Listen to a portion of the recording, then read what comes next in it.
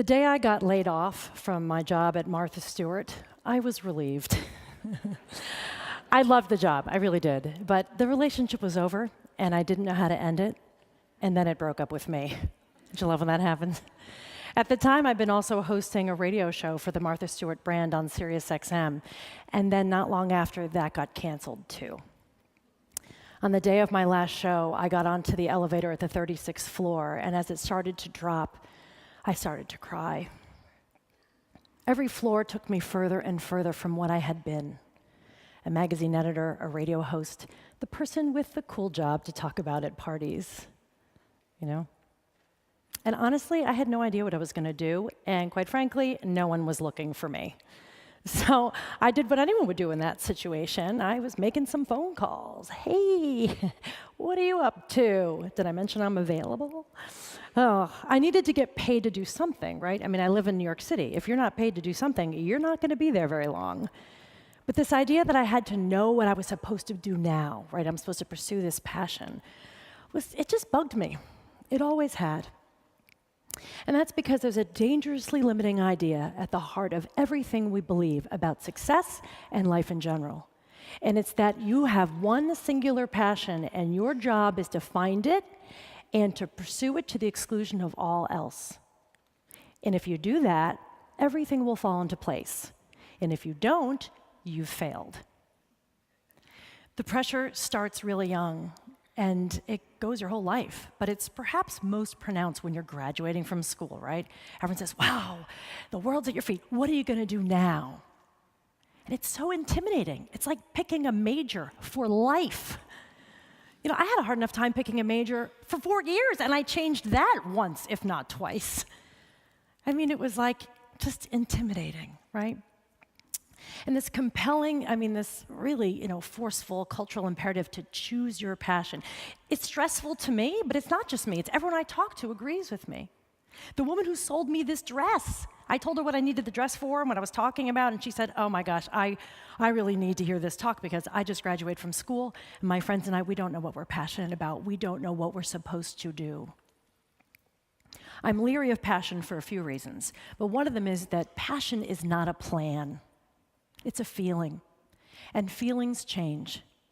They do. You could be passionate about a person one day and a job, and then not passionate the next. We know this, and yet we continue to use passion as the yardstick to judge everything by, instead of seeing passion for what it really is, the fire that ignites when you start rubbing sticks together.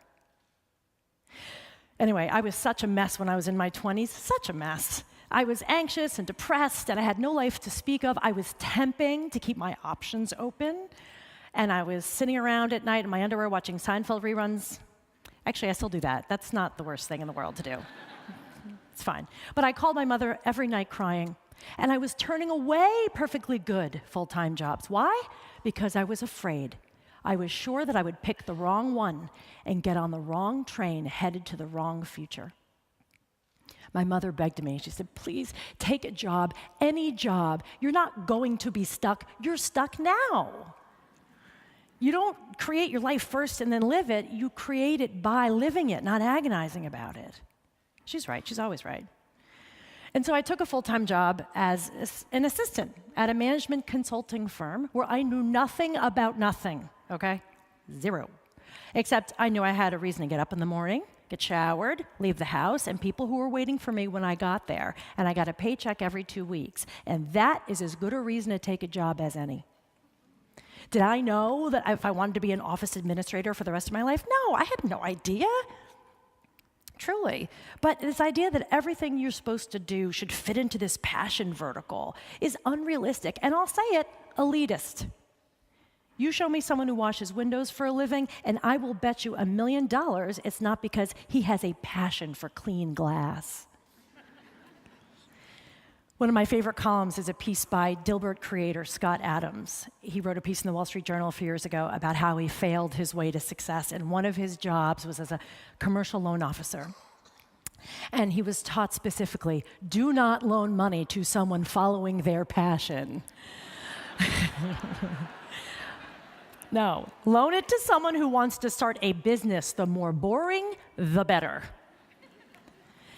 Adam says that in his life, success fueled passion more than passion fueled success.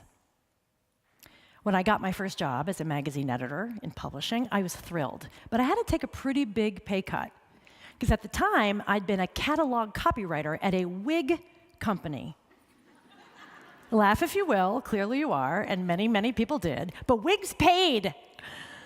And so I had to figure out a way to make some money. So a friend of mine invited me to a jewelry party. And I said, what is a jewelry party? She said, oh, it's like Tupperware, but with bracelets. I said, okay, got it.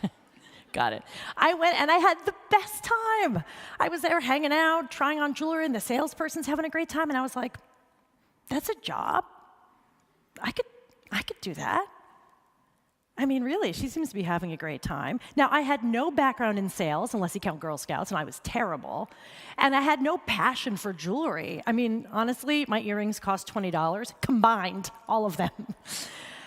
And yet I was like, I think I can sling silver jewelry to suburban moms drinking daiquiris. Yes, I can do that. And so I did it. I signed up. I became a Silvata Designs rep. And listen to me, I was not setting the world on fire right away, really. I was so awkward and afraid of selling. And then I got better, and I got better. And I started making some money, and I started getting really passionate about it. Not just because of the money, but because what I realized was people wanted this stuff. They were happy to pay for it. I sold so much jewelry that year, I won a free trip to St. Thomas. It's true. I eventually let my jewelry business go because my career path shifted. But I was so glad that I did that because it planted an entrepreneurial seed I didn't know was there, and that bears fruit to this day. Now, as you know, an entire cottage industry has sprung up around helping people find their passions, right? Books, coaching, webinars, whatever. And their heart's in the right place. It's great. I'm all about self-discovery. Okay? But when you ask someone, or you're asked, like, what's your passion? It's triggering. It's like upsetting. Like, oh my God, I have to come up with a good answer for this. One of my friends is in her mid-40s, and she's looking at, like, what's her life going to be now? And she's like, I don't know what I'm passionate about. And she's legitimately concerned about this. She's ready to hire a team of people. I was like, why are we worrying about this? You know why? Because she thinks something's wrong with her. I thought something was wrong with me when I was in the 7th grade. And everyone was really into like their rock bands and their actors, and they would carve the names of those bands in the tables at the library. And I never carved anything because I couldn't think of anything to carve. I mean, I liked Bon Jovi as much as the next girl, but not enough to deface school property, you know? That's probably why I don't have any tattoos either. I'm assuming that's why. But I thought I was really boring. I thought something was wrong with me. But that's the fear, isn't it? That when someone asks you at a party, on a date, at a job interview, what are you passionate about?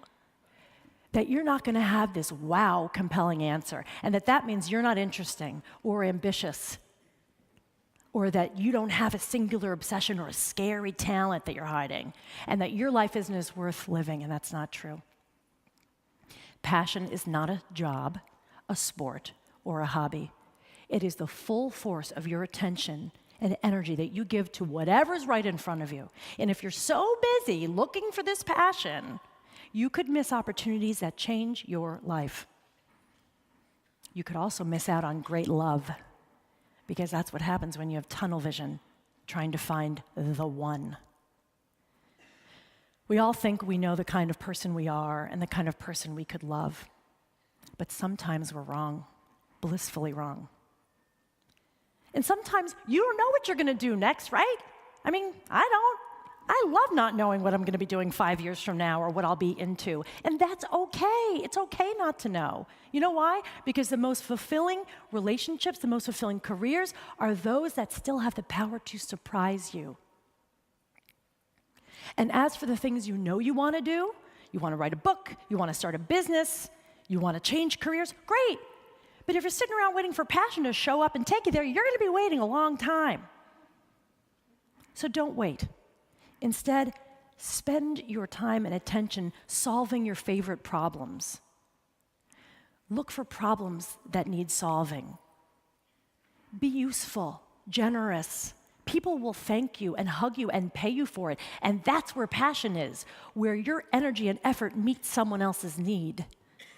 That's when you realize passion lives in realizing, what you have to contribute. Why do you think when you ask people what they're passionate about, they say helping other people? So don't wait. Listen to my mother. Just start doing. Because to live a life full of meaning and value, you don't follow your passion. Your passion follows you. Thank you.